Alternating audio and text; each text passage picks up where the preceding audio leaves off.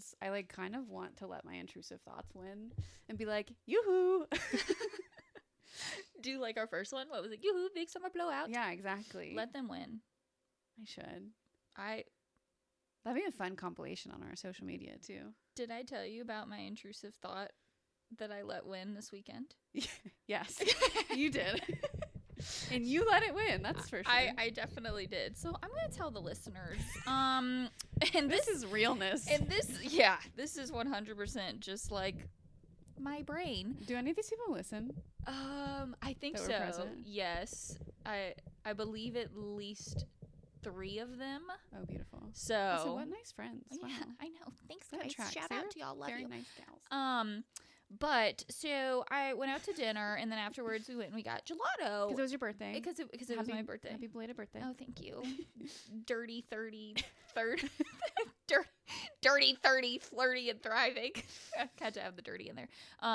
But we went to gelato, and you know how they have like the little cups that shows like the sizes, whatever, like examples. Yes, and sometimes I've seen where they have a fake scoop. Yeah, they look cute. They're perfect. They're perfect. They are. So I saw a scoop up there, and it was beautifully done. Like the advertisement. The scooper gets a raise. Yes, it does. Baby girl was working hard with that scoop, and so instantly my mind goes to, oh, I bet that's fake. And I don't think I've actually mentioned this before ever to anyone I've told this story to. But when I was little, and my parents can contest to this, but I was in love with like fake food. Yeah. Like my parents bought me, the spoon where it looked like there was ice cream melting on it or whatever. They bought me that. I would have like the realistic fake food that they put like to do housing showings or whatever. Yeah. So my mind goes to, oh my God, that's a fake scoop of ice cream. I love it. So fun. I'm looking at it, and I turned to the girlies that I was with, and I said, do you think that's real? They were like, I don't know. And I said, I want to touch it. And one of the girls that's there, shout out to you, because you let my intrusive thoughts win and supported me through it. She said, do it. That's a friend right like there. Like instantly. I said, I want to touch it. And like, I think it was like 2 seconds. She said, do it. And I was like, okay. So I walk up, stick my finger right in this ice cream. It is real. And then you got a nice little shiny fingerprint on top of the ice cream. So, okay, then I'm like, all right, well, it's fine. Maybe it's just like up there. I don't know how that would work because, of course, it would melt, but maybe it's a display item. Yeah, it's like when they use like mashed potatoes in photos of ice cream. Yeah. Though it was cold. So I did know that it was most likely real at that point, but I had cold mashed potatoes. Yeah, but I had already done it, so I was like, okay, so maybe someone won't find it, and like they'll have to re-scoop it, or they just won't know, whatever. Instantly, I hear, oh, there it is. These people have been looking for this scoop of ice cream for a solid 5 minutes, and now they're taking it to the front counter to this woman who has paid for such item, and my little fingerprint is right on the top. So she grabs it, and instantly I'm running over, crossing everyone in line. And I'm like, oh, wait, ma'am, wait.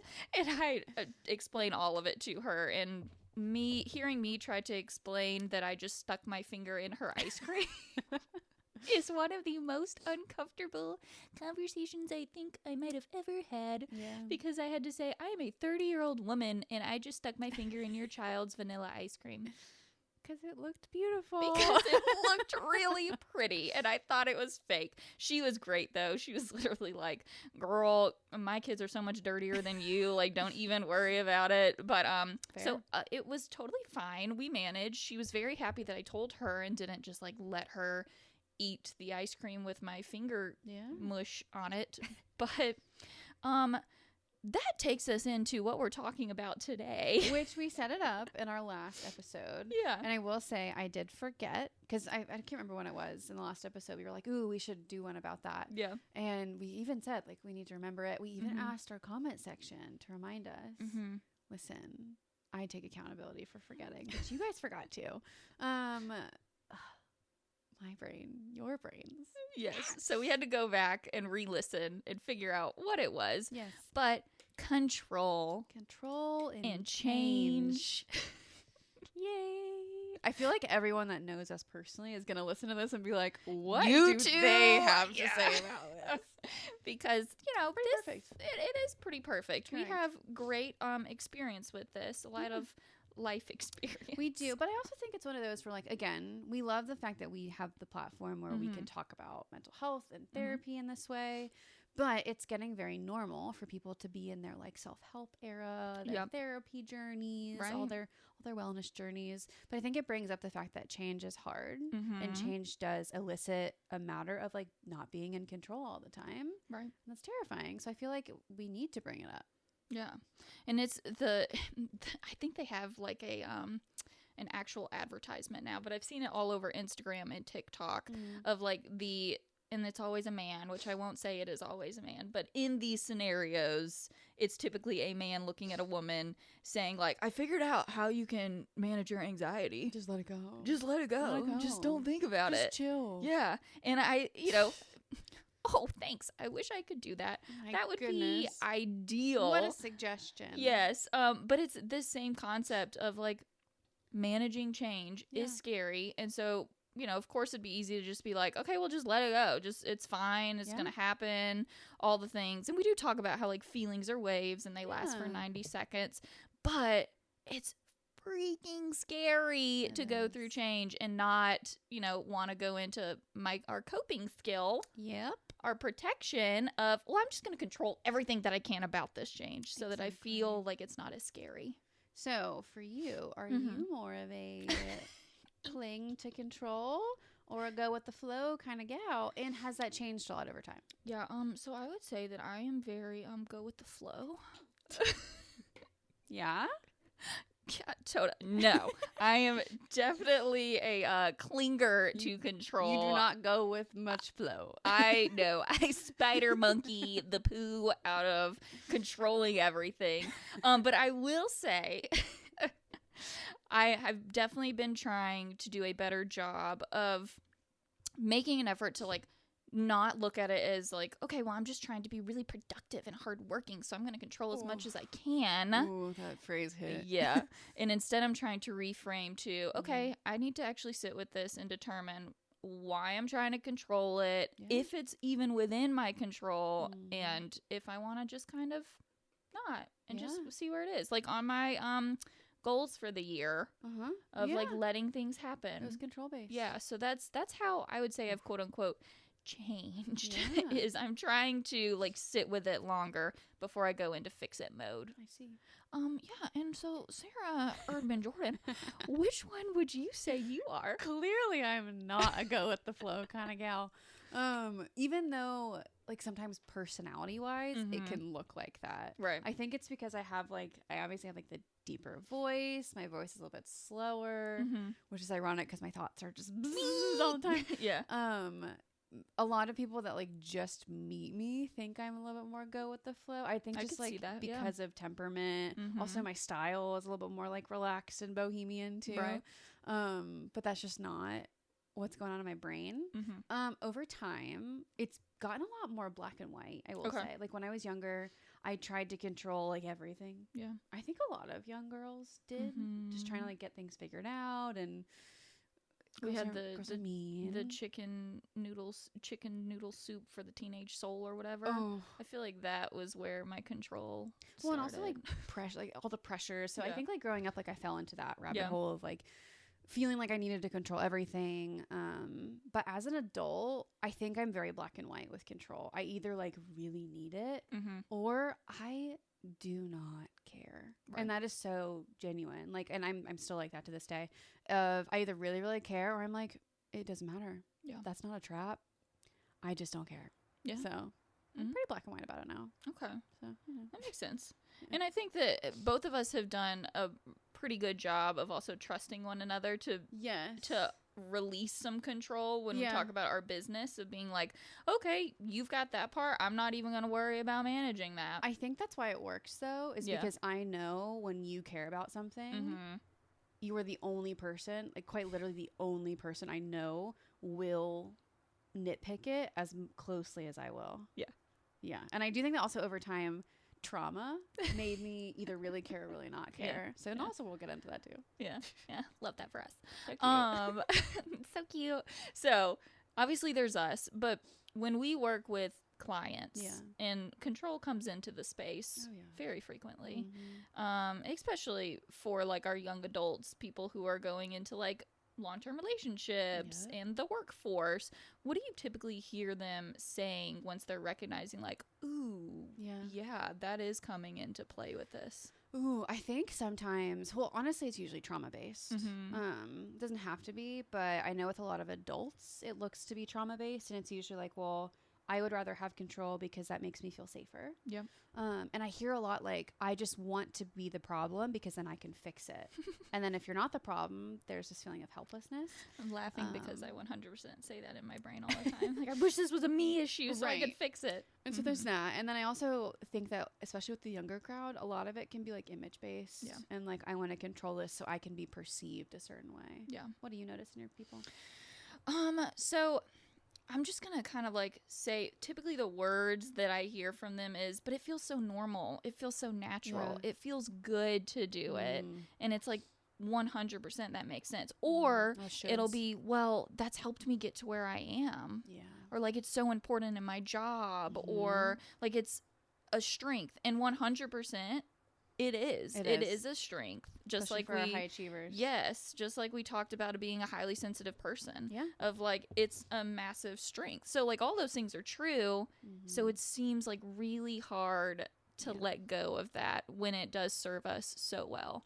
And so it's like that constant battling between, but I really don't, like you said, I really don't want to let it go because it helps me so much. But I am realizing that it's impacting me in these ways that don't feel helpful. So like, okay, lived experience wise, what are some of those areas of your life that you are like white knuckling? Like, I really want control of this one. So it used to be my relationships. That has flipped. So maybe that's a change that has happened with my control. Just because I feel very confident and comfortable in my relationships and with the human that I am with. But now it's anything that could be professionally based. So like my work, planning a wedding, let's see, what else? School.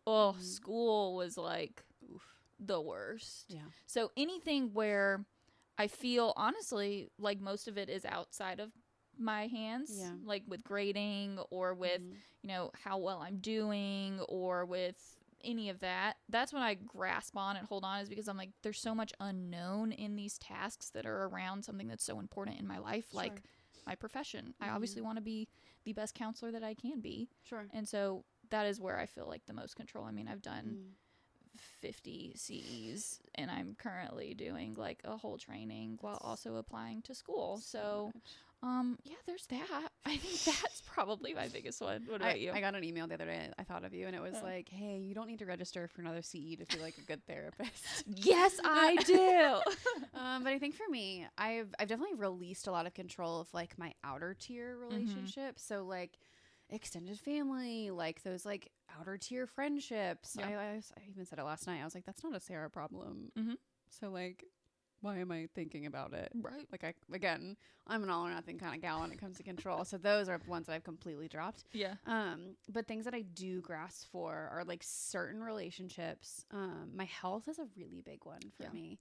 I try to white knuckle control of my health as best I can, which again, like you said, I don't really have control of parts of it just by default. But I try my best. Oh, I do. And it's a valiant effort. And then career for sure.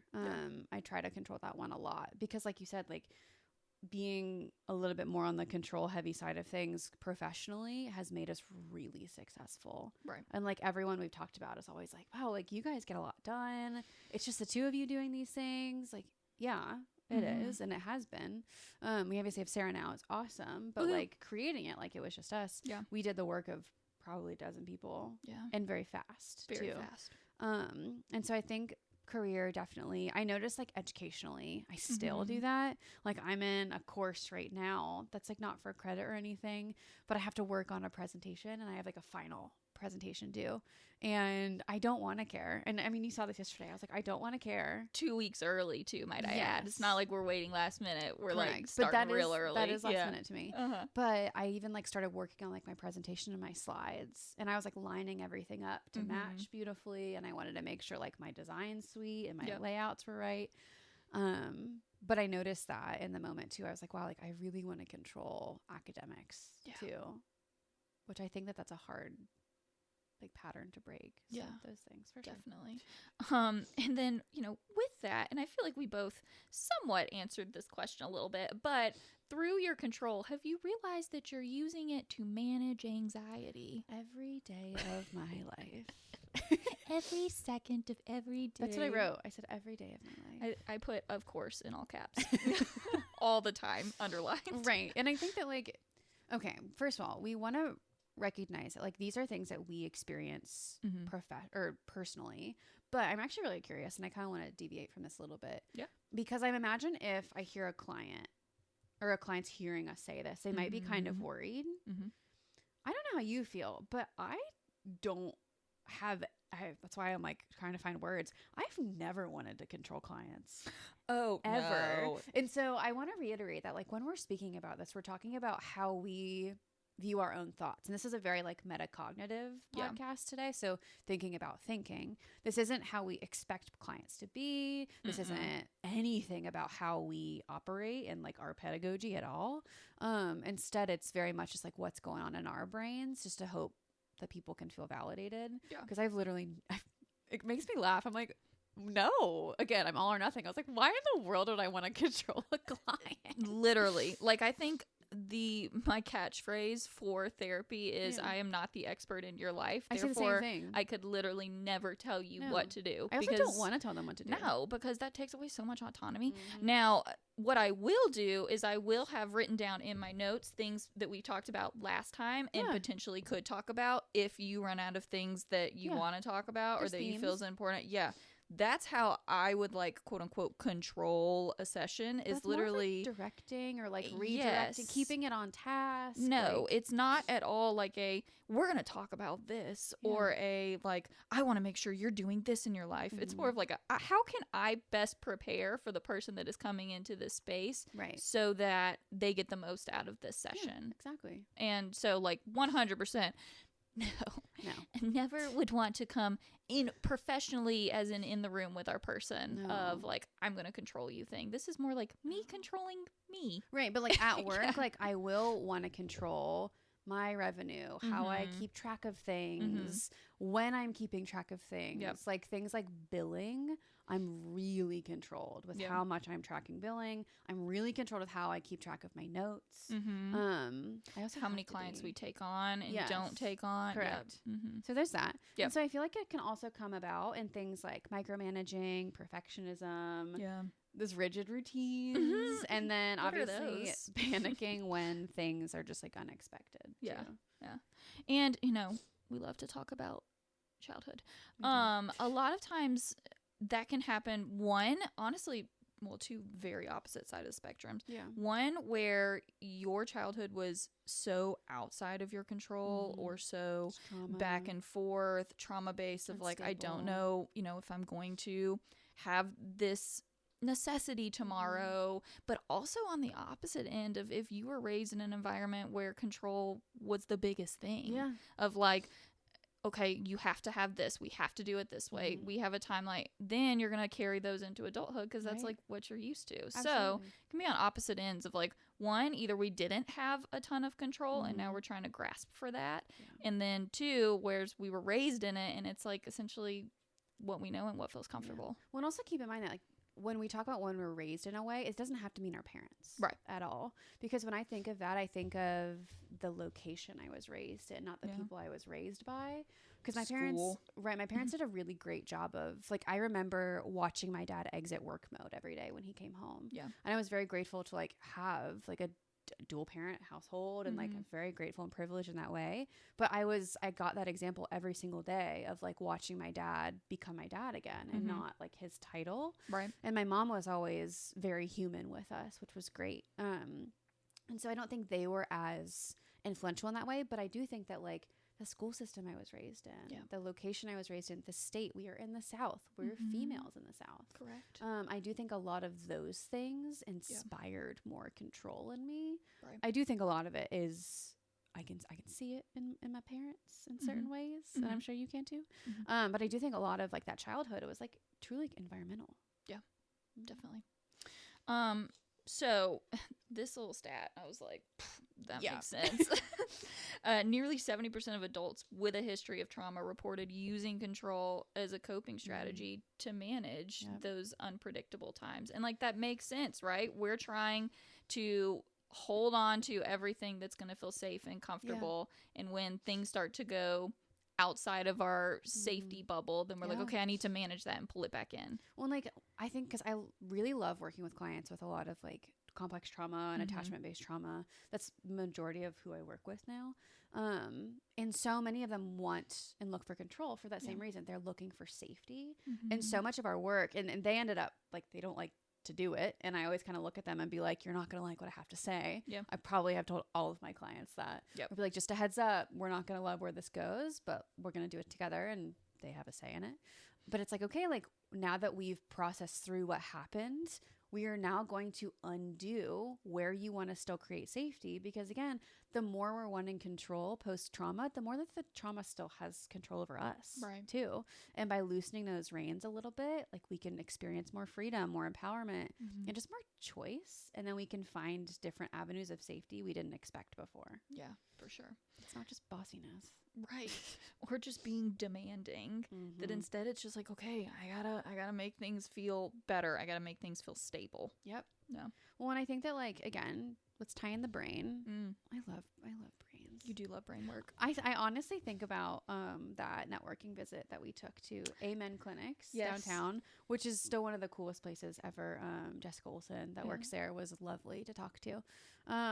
If anyone ever like wants more of like a biofeedback stance on mental health, like check out Amen Clinics. They're super cool. They're so cool. I nerded out over their like brain scans. They were everywhere on the walls, and I like was in their case studies. Yeah, I was super slow walking through the halls because I was like, look at the brains. But again, like in your brain, there's the amygdala, and it will flag these uncertainties as threats. And again, like sometimes when our amygdala is firing and triggered, we can go into fight or flight. So again, like we can't really like reason and like logic through fight or flight sometimes. Right. And that's when our prefrontal cortex is like, there's a threat. I need to control it. I need to be safe. There's a bear metaphorically chasing me. So it's just also reminding yourself that your reactions to change and control will shift over time. But especially like if your prefrontal cortex isn't developed yet, just know that like this will be different. And it won't always feel this hot and this big too. And I want to also point out that with COVID and with technology, apparently our prefrontal cortex is not maturing as quickly as we thought. And it's actually been pushed further and later. Really? Yes. Apparently. People are like, oh, it's now like 27 instead of 25. I could, So that makes sense. Plus trauma and all the things. Well, okay. More stats is, so the Harvard Business Review did a study, and it said that the brain registered uncertainty as more stressful than predictable negative outcomes. So meaning like if we know we're going to fail this test, it's not as bad as this idea of like, well, I have no control. Yeah. Or like, I wonder how I'm going to do on this test. Well, I think it comes back to like like I want to make sure I'm the problem because then I can fix it. We'd much rather have that than like well, I didn't do anything to deserve this. Right. That's a lot of helplessness. Yeah. Nuts. Yeah. But makes sense. Like, because when I think of my own life, if I know that, okay, there's a potential, like, let's just say we're going to bring in sports a little bit. If I were to go into the U.S. Open right now and play a match, I would lose. And going into that would be much less stressful. Yeah. Because I'm like, okay, I know that I'm going to go in here and I'm going to lose. Right. These people are pros. Like, I'm going to give them my best, but that's all I can do. Whereas, Kyle and his buddy want to play me 2v1 in a pickleball match. Who's the two? Who's the one? I am the one. Oh, my money's on you, girl. Well, and I was like, oh, I could totally beat you guys. What are you talking about? But that would probably stress you out more. But I am so stressed thinking about if this were to happen. I'm sure. I would be like, oh my gosh, what if I don't win? Then it's going to be So yeah, I totally get it. But when we think about like emotionally how this impacts us, it's essentially like the grieving process. Oh, for sure. Of working through all of those stages, coming back around to all of those stages, right? Because they are not synchronous, they are asynchronous. They're not linear. But of like letting go of some of those old ways that we manage that fear, those old identities, those old roles, the things in life that like we have used for forever that do bring that sense of comfort, whether that's routines or rituals of just having to move through the grieving process of, okay, these are not serving me in the capacity that they need to, and I am safe in this body where I am right now. Absolutely. Well, and also like I think that this desire for control really starts to show up in therapy with clients when we start making great progress. Yeah. Because again, like that progress, you have to be open to change to get there. And so many clients, again, like they're not open to it. They say that they are, and they're like, oh, like I want to feel different. I want to feel better. Absolutely. But the idea of releasing that change to get to that point is so scary, and it feels so threatening for some. It's a really big battle to weigh. And like we want to also like acknowledge that and affirm it of it's okay if change is scary. It's okay if letting go of control is scary. And like change will force us to recalibrate our relationship with others, our relationship with ourselves. And again, like that's just more work. Yeah. And there's fatigue there too. Yeah. And when that happens, then we're like, see, confirmation bias. I should have kept it. Like this is why I control things. It feels messy. It doesn't feel as good. And it's like, no, that just because it doesn't feel good, that doesn't mean it's bad. Yeah. It makes me think of any group project I've ever been in. Yeah. And like just give it all to me. I will do everything. I never liked group projects in undergrad and grad school. I especially didn't like it in grad school because I think that like I had this idea that grad school group projects would make it a little bit more balanced.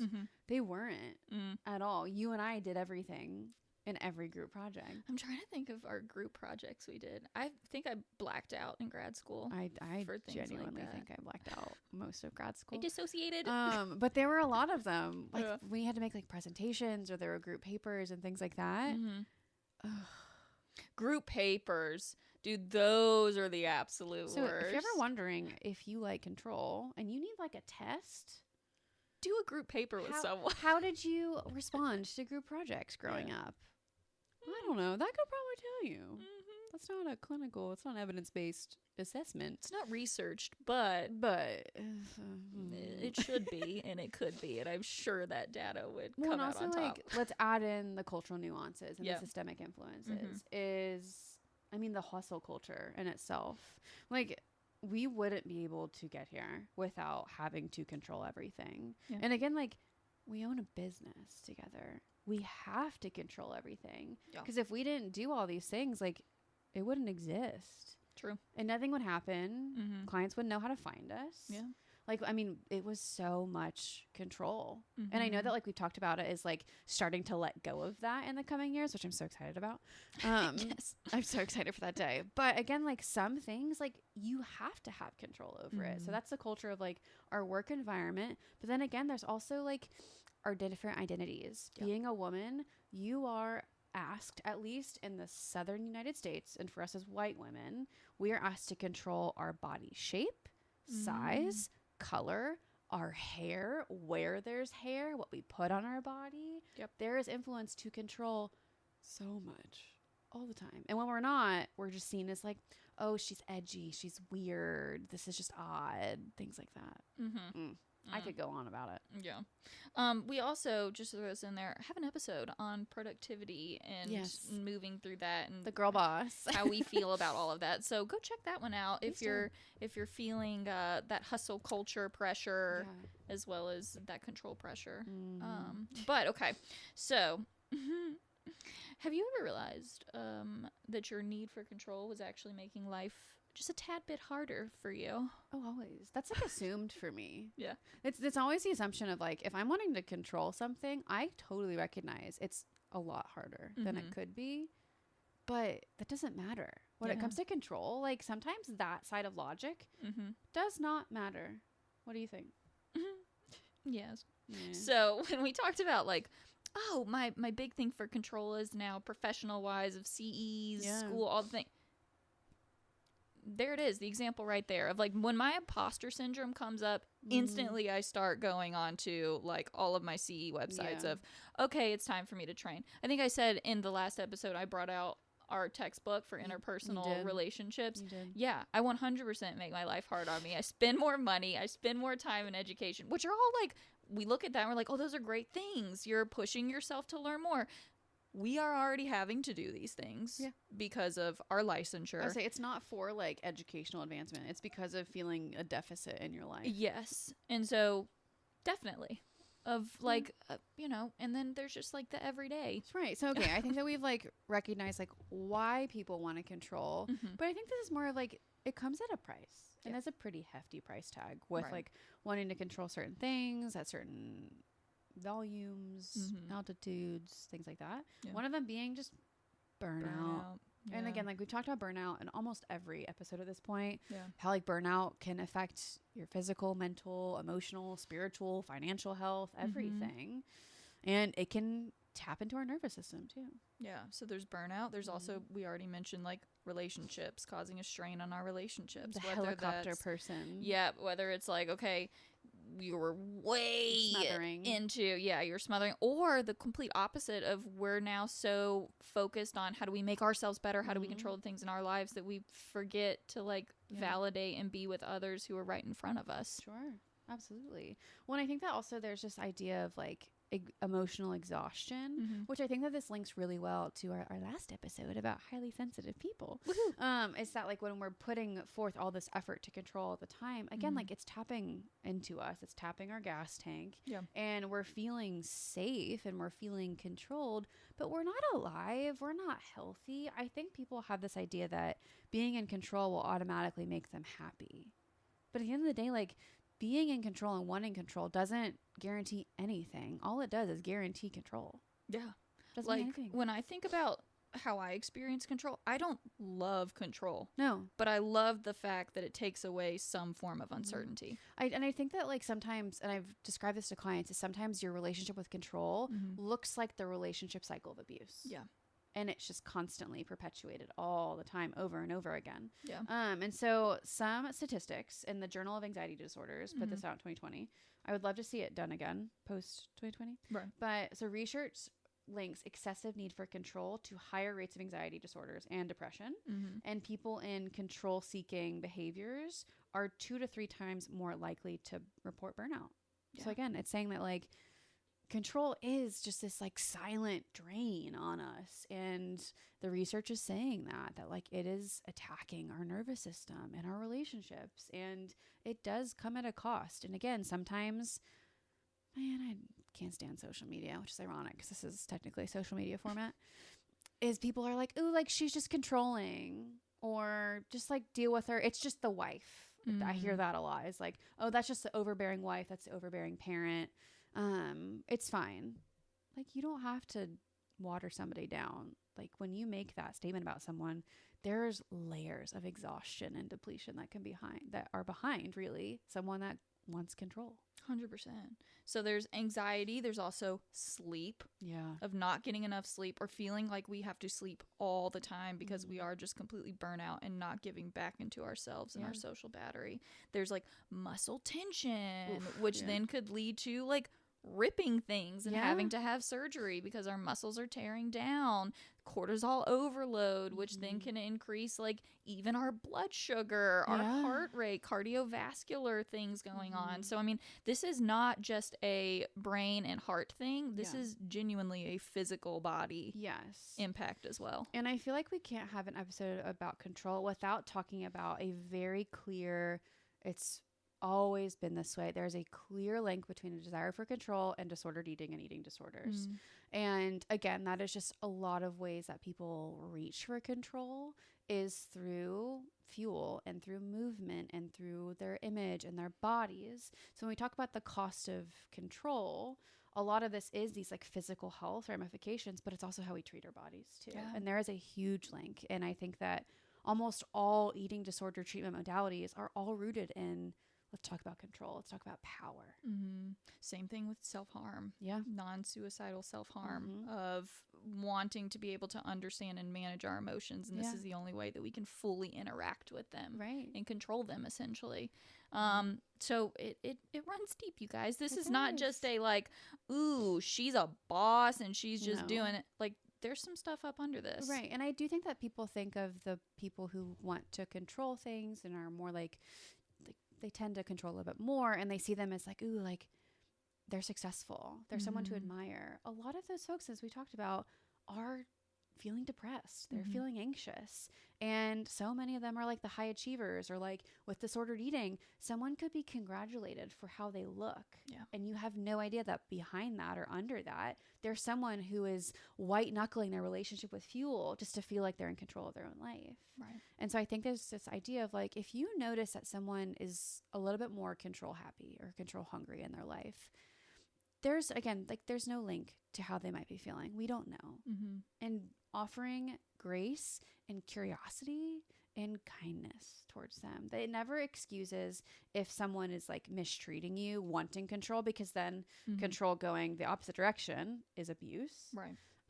That's not really what we want to kind of focus on here, but we have to acknowledge that control to the extreme is abuse.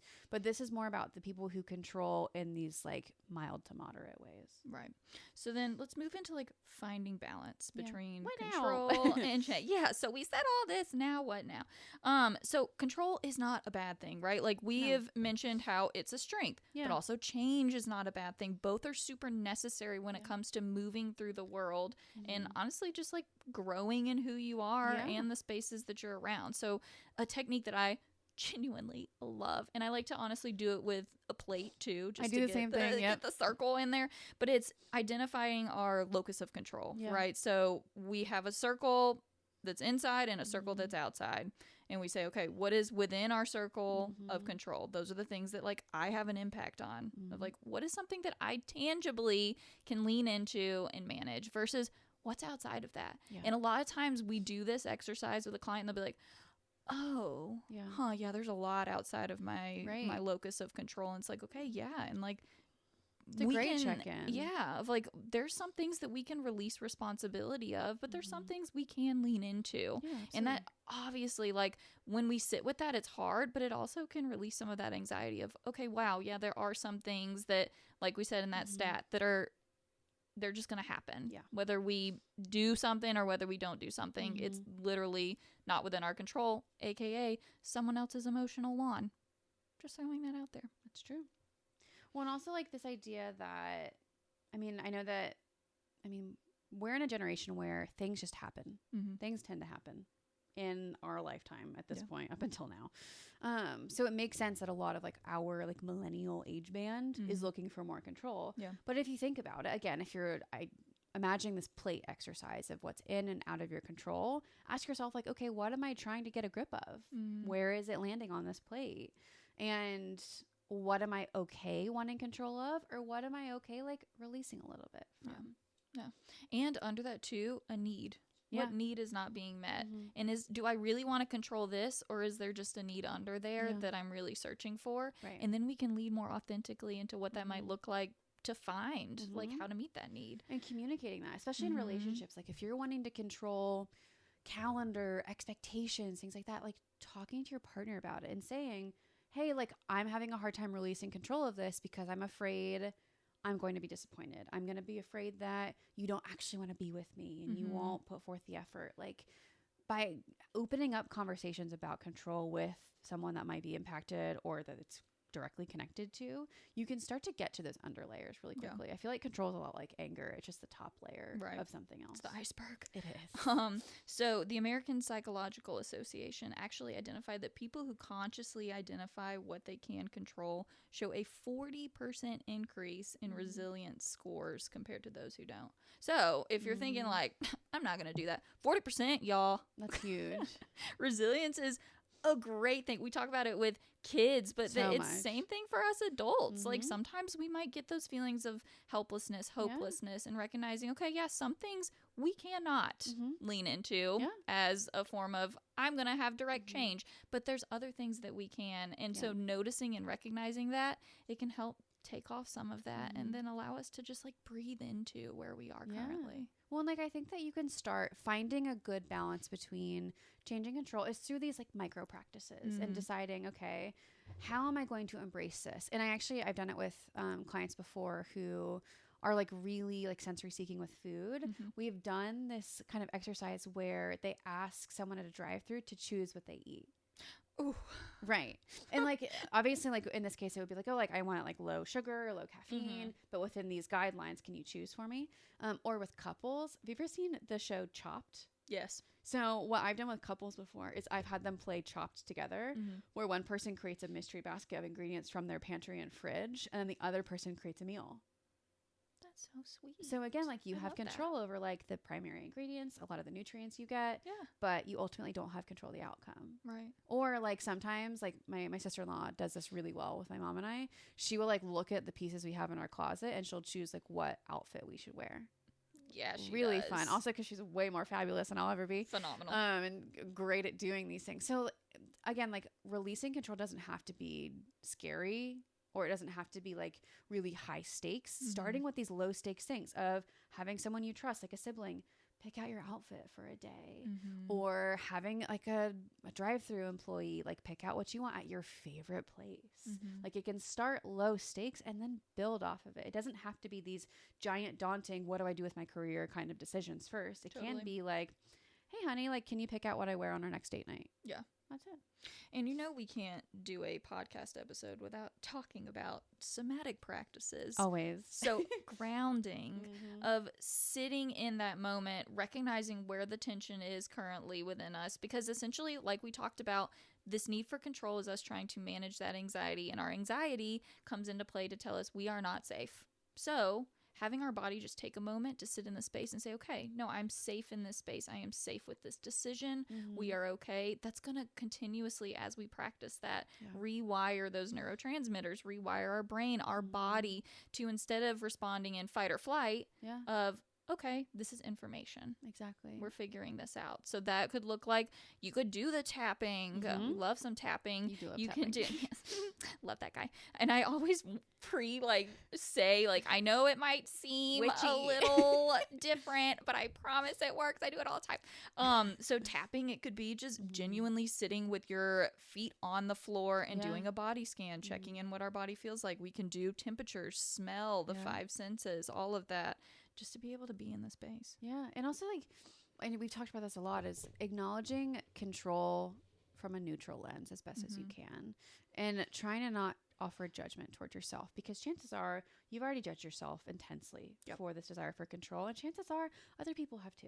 You know, like we got to be real about this. Chances are you've had some words thrown at you.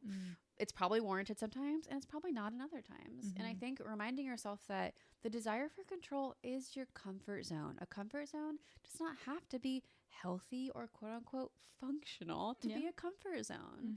And so it's not a flaw. That's just kind of your window of tolerance that we can just start to shift over time. Yeah. So if you're sitting with this podcast and you're like, okay, what next? I'm currently not in therapy, or maybe I am, but we haven't gotten there. Yeah. There's some questions, right? Like when ask, where is control serving us? Because it does. It has really moments where it serves us very well. It does. But then where might it be keeping us stuck? Or where might it feel like it's causing more stress in our life? And then also, like, what small shift could we try? What feels safe? What feels good in the moment to practice some of that flexibility? Whether it is like, you know what, I'm going to let my significant other, my friend, choose my toothpaste flavor or my gum flavor. It might seem like really impractical, or dare I even say it might seem like dumb, that's not going to work. But no, guys, like it seriously can. It's such a small step. And there really are no small steps when it comes to processing and growth. They're huge steps. Yeah. And also just remembering that like we can't control everything. No. We can't. It's a fact of life. Is it a fact that we love? No. But it is one of those non-negotiable truths. Yeah. But we can control whether or not it makes us spiral. And we can just kind of go from there. Yeah.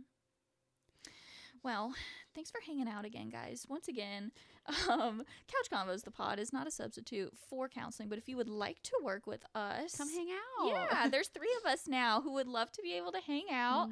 Check us out on www.soulhavengeorgia.com. We're also on social media, YouTube, Instagram, Spotify, iTunes, the TikToks. We are on TikTok. Facebook, yes. So check us out at Soul Haven Counseling. Yeah, Couch Convos the pod. Couch Convos the pod. I think that's it for now. I think that's it. We say that like it's small. Yeah. It's a lot of things. Yeah, it is. And if you feel that you're in immediate danger and seeking help, then you can call 988-911. Visit your local emergency office. Emergency, I don't know why I said emergency office. Emergency crisis center. Crisis center, all the things. But we're here for you. We feel this one deeply, you guys. We do. And people probably do too. And so if you're kind of hearing this and you're like, ooh, this does hit, you're not alone, and we'll figure it out together. And you don't have to sit in that space by yourself. Yeah. We're here for you. Thanks for hanging out with us. See y'all next time.